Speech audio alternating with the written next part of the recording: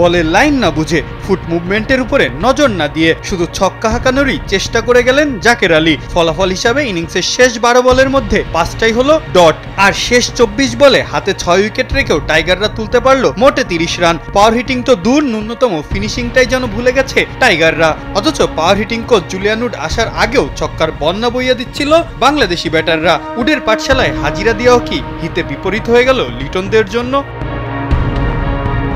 Asia কাপে দুর্বল হংকংয়ের বিপক্ষেও মাত্র 2টা ছক্কাই মারতে পেরেছিল তানজিদ তামিমরা। শ্রীলঙ্কার বিপক্ষে ছক্কা কমে দাঁড়ালো মাত্র 1টাতে। তবে আফগানিস্তানের বিপক্ষে দুর্দান্ত শুরুর পরেও শেষ 41 বলেও আর কোনো ছক্কার মান মারতে পারল না টিম বাংলাদেশ। কিন্তু প্রায় 1 মাস ছক্কার প্রশিক্ষণ দিতে পায়ের ঘাম মাথায় ফেলেছেন জুলিয়ান উড। তবে নতুন কৌশল শিখতে গিয়ে কি বেসিকটাই ভুলে গেল Towhid Hridoy জাকেররা?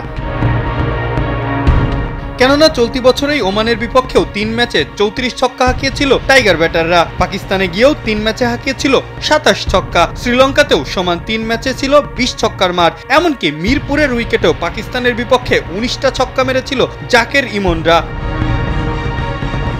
Julian উডের velocity bat দিয়ে পাওয়ার হিটিং শেখা কিংবা নেটে দাঁড়িয়ে দীর্ঘক্ষণ অনুশীলনে সবকিছু পর্যবেক্ষণ করা, সবই কি তবে বিফলে গেল?